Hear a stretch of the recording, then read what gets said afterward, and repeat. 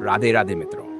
क्या आपने कभी सोचा है कि आखिर ऐसा क्यों होता है कि एक इंसान पूरी जिंदगी भागता रहता है, लेकिन उसे कभी ऐसा महसूस नहीं होता कि अब सब कुछ मिल गया? क्यों एक इच्छा पूरी होते ही दूसरी इच्छा जन्म ले लेती है? और क्या इस संसार में कोई ऐसा व्यक्ति है जिसकी सभी इच्छाएं पूरी हो गई हों? आज मैं आपको एक ऐसा रहस्य बताने जा रहा हूं, जिसे यदि आपने समझ लिया, तो शायद जीवन को देखने का आपका नजरिया हमेशा के लिए बदल जाएगा।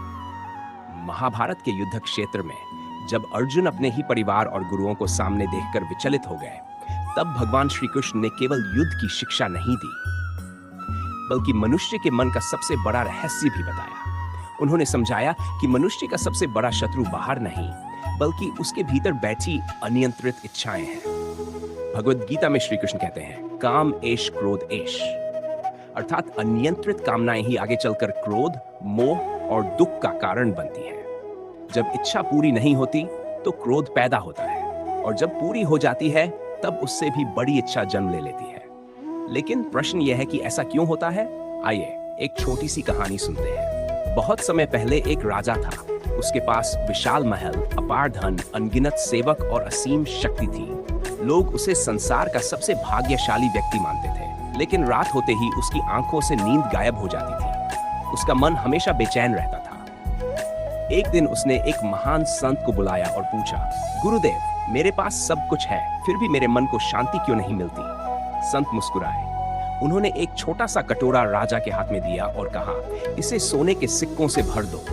राजा ने सिक्के डालने शुरू किए, 1, 2, 100, 1000, लेकिन कटोरा भर ही नहीं रहा था।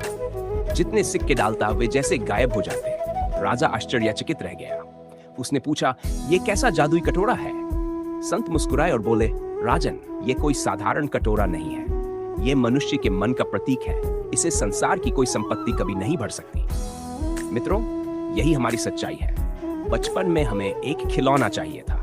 खिलौना मिला तो दूसरा चाहिए था, फिर अच्छी पढ़ाई, फिर नौकरी, फिर बड़ा घर, फिर महंगी गाड़ी, फिर अधिक पैसा, फिर अधिक सम्मान, और ये सिलसिला कभी समाप्त नहीं होता।